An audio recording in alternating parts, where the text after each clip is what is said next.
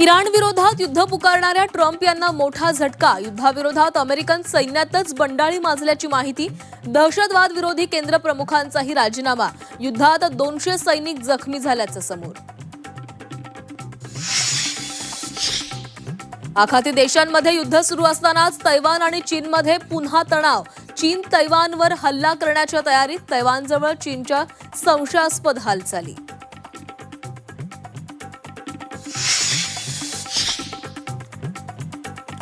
राज्यामध्ये सिलेंडरच्या काळाबाजार विरोधात धडक कारवाई। 18 जणांना अटक। राज्यात पेट्रोल डिझेलचा पुरेसा साठा। भुजबळांची माहिती तर सरकारनं चुकीची माहिती दिल्यानं लोकांच्या रांगा। विरोधकांचा आरोप।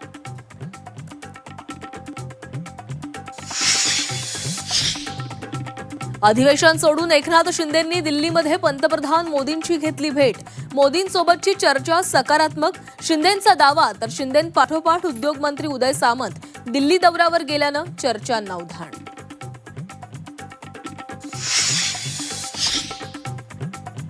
उपमुख्यमंत्री एकनाथ शिंदेंपाठोपाठ देवेंद्र फडणवीस आज दिल्ली दौऱ्यावर।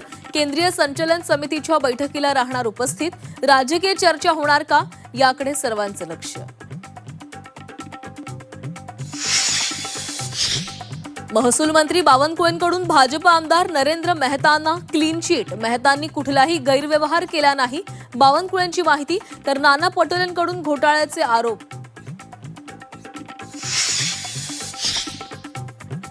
ऐन उन्हाळ्यामध्ये राज्यातील अनेक जिल्ह्यांमध्ये अवकाळी पावसाची हजेरी।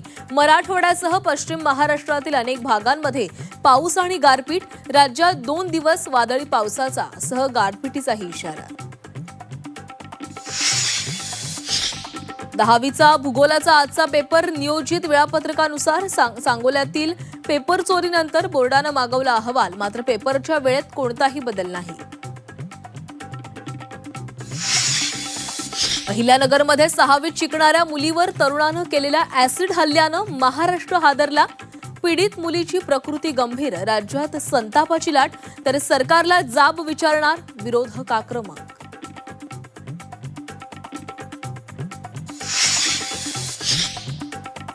पुण्यातल्या शिरूरच्या दहिवडीमध्ये 13 वर्षांच्या मुलाचा शेतात मृतदेह सापडला।